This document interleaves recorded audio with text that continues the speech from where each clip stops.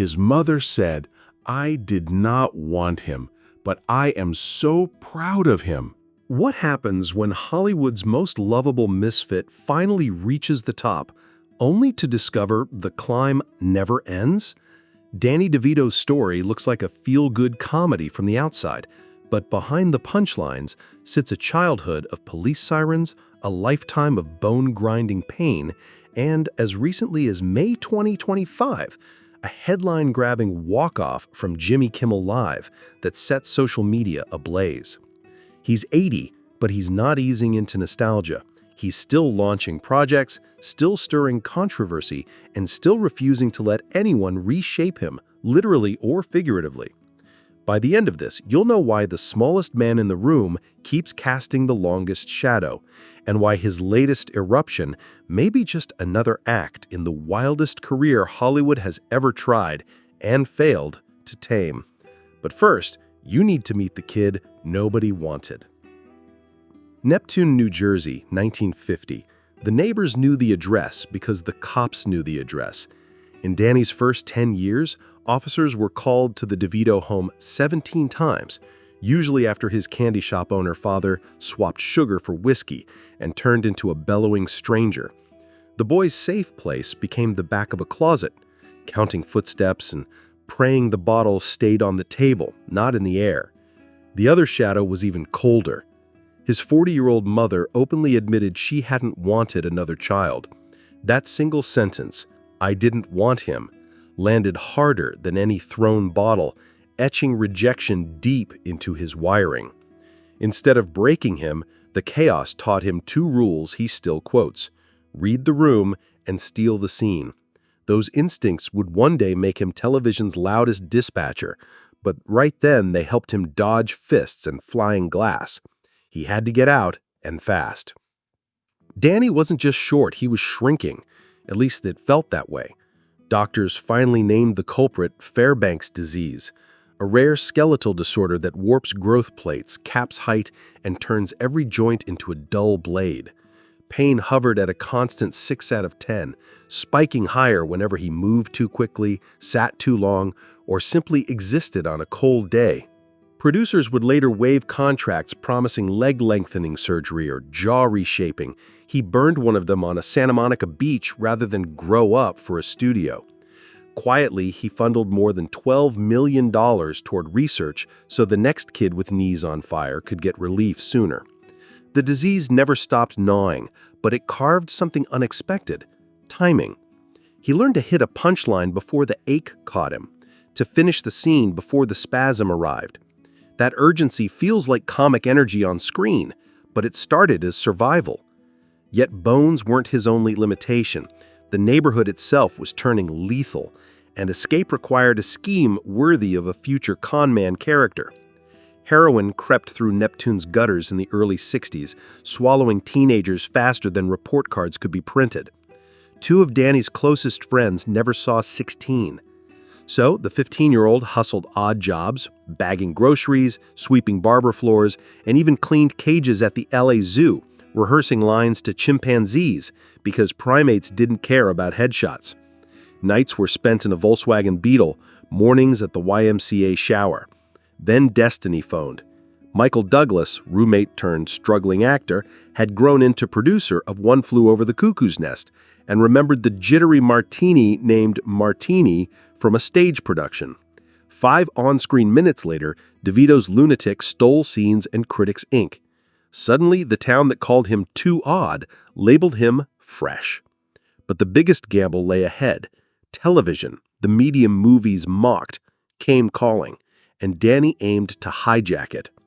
Scripts for a new sitcom about cabbies floated around town, but agents warned TV would stick like tar and kill any budding film career. Danny read 2 pages, laughed once, and shouted, "Mine."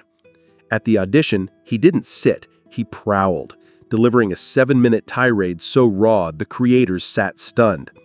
ABC flinched at his 4'10" frame until producer James L. Brooks threatened to walk.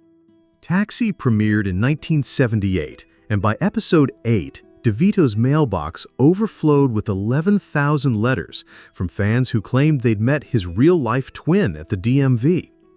The Emmy and Golden Globe followed, but so did censorship notes.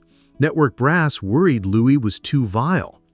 Danny leaned into the bile, listing old rejections in his head before each take, spitting them out as insults. Viewers couldn't turn away. When NBC dangled $175,000 per episode to steal him, he refused, citing loyalty to the crew that first believed a troll could lead a comedy. Yet while America laughed, Danny was plotting behind the scenes, assembling one of indie cinema's future kingmakers. Picture a tiny office lit by a single desk lamp. Danny, Rhea Perlman, and friend Michael Schamberg scribbling names on a makeshift letterhead, Jersey Films. The plan sounded insane. Bankroll scripts no big studio wanted. Risk exploded into legacy. Pulp Fiction? They kept Tarantino's fever dream alive when bigger pockets ran. Aaron Brockovich, Garden State, Man on the Moon, all nurtured under the same scrappy banner. And Danny, in makeup as the Penguin or directing Matilda, still sat through budget meetings and rough-cut screenings, chasing the stories nobody else would touch. Meanwhile, checks from Twins and Ruthless People fattened the war chest. He and Schwarzenegger took back-end points instead of salary on Twins, and pocketed roughly $40 million each when the unlikely comedy cleared $500 million in today's dollars. That monster haul proved studios could no longer brush off the weird little guy. But success didn't soothe old wounds. Instead, Devito funneled profits into something far from red carpets and premieres. July 2023, Hackensack Meridian Health executives opened an envelope. Inside, a $500,000 check from the kid their maternity wing delivered back in 1944. The press release carried his name, but most of his giving stays invisible.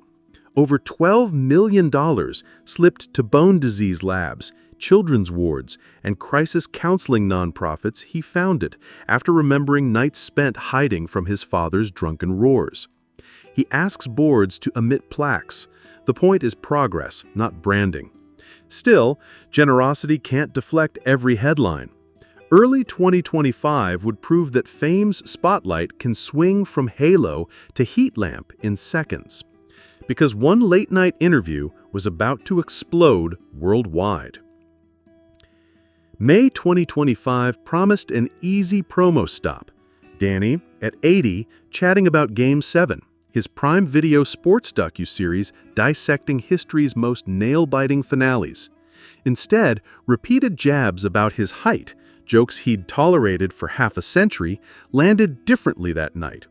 Cameras caught a flash of anger, a sharp retort, and then silence as he stood, removed his mic, and strode off stage.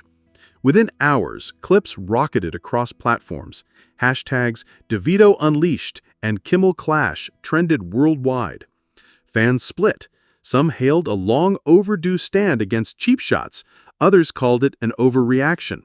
Trade blogs whispered about quiet cancellations of upcoming guest spots, fueling talk of a soft blacklist. No studio confirmed it, but gossip stuck like gum. Danny's only comment, posted 3 days later, "Sometimes the truth under bright lights stings more than the joke."